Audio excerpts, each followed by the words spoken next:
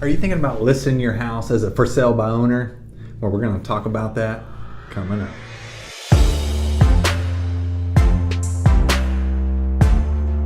All right, thanks for sticking around today. Hey, we're talking about listing your house as a for sale by owner. I know you want to save a few bucks by not paying any of those real estate fees. Hey, I get it. If you can save $1 here and there, go for it. But I am here to help you out, to kind of give you some guidance on what you should do before you list the house, to list the house, and what to expect after you list the house. So let's get started. So the first thing you want to do is price your home competitively out there in the market. So how are you going to do that? Well, you can go out there, go online, and look at some of the homes that have sold in your neighborhood. You want to make sure that they're similar square footages.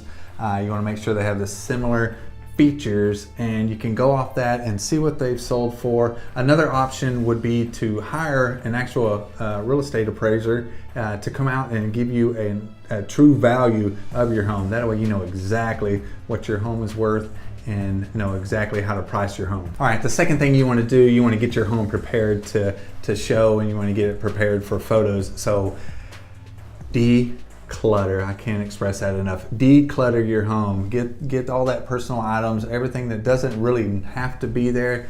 Get it out, put it in storage, put it in the garage, put it in a closet, even put it in cabinets. Just declutter, depersonalize your home. You want people to be able to walk in and make it feel like their home. You want people to walk in and go, oh, here's what I could do with this house. So that's the next step, is declutter. Get that home ready, get that yard ready, get it mowed, get, if there needs to be touch-ups on paint, get it spick and span and top notch for photos.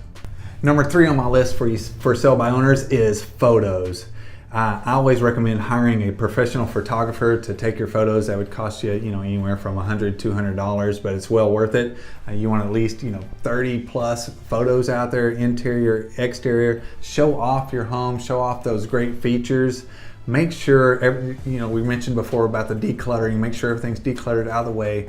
Clean, crisp photos. There's some apps out there if you want to download the apps for your iPhone, and you can take some pretty good photos with those, but I suggest hiring a professional to take those photos. So now you've got your pricing set, you've got your house all clean, spick and span, you've got those photos taken. Now it's time to list your house out there on the market so everybody can see that wonderful home of yours. So you have some choices out there. Obviously you can post it on Facebook, social media sites out there. But another good options are like Realtor.com and Zillow.com. Now Zillow.com, you can post it for free. But with that said, there are some things I want to talk to you about when you do list it on a site like Zillow.com. For instance, so you've got it out there, you got your posting out there, you got your pictures out there, the address is correct, got your price set. The one thing you need to concentrate on is description. So look at this house here, at this description here. This is probably not what you want to do. You want to be inviting. You want to invite people to come see your house. You want to invite people to give you a call. So be open. What I would suggest is to list your number at the very top of this description to let people know they can call you, text you, and or email you. And be descriptive about your house. If there's something that you like about your house, let people know about it. I mean, is it inviting? Is it an open floor plan? Split bedroom? Does it have a sun deck out back? Let people know. They like to read things like that. So once you list your house on Zillow.com, what actually happens there? Well, I'll tell you what happens. Let's say, for instance, right here. So if someone's looking at your house online on your mobile phone, there's a button here where it says click to call agent. Guess where that phone number goes to? It goes to a real estate agent. What real estate agent is it going to? Well, it's going to be a real estate agent that has paid for positioning in your local zip code. So here's what I've ran across the few times I've called these for sale by owners, just to kind of check and see how these phone calls are being answered. Well, you call that number, agent answers the phone number, you give them the address of this for sale by owner house, and guess what? The first thing we do as an agent, we go to the MLS to look up the address, and guess what? It's not there. So Some agents, if they don't go to like Google and do a search for it, they're going to assume that this house is not on the market, or it's been sold, or maybe it pops up on our MLS that it was recently sold. Therefore, hey, guess what?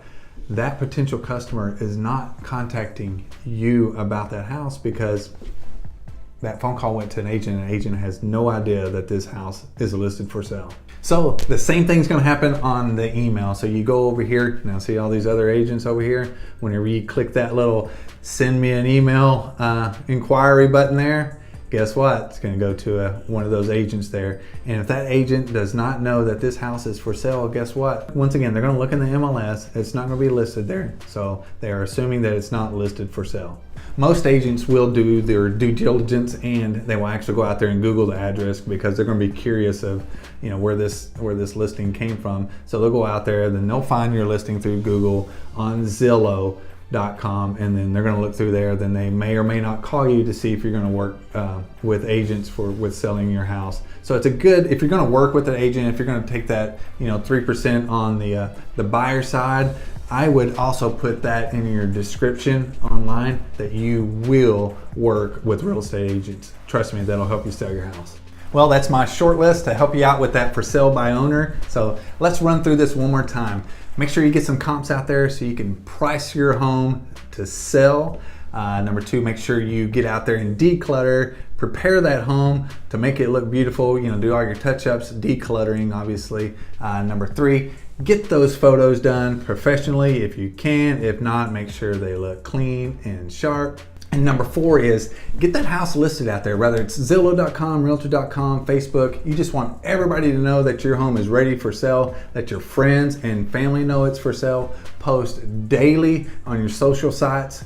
Everybody needs to know that your house is for sale. And number 5, make sure you answer those phone calls and respond to those emails. You do not know how important that is. If someone's actually reaching out to you to inquire about your house, you want to make sure you respond in a timely manner. All right, that's my 5 steps to listing your house as a for sale by owner. Now that doesn't include all the legal contracts, negotiating, the actual closing of the deal, collecting your money. All we'll leave that up to the lawyers and title companies. Message me below if you have any questions. If you need any help with that, I am here. Thanks for hanging out, and I'll see you next time.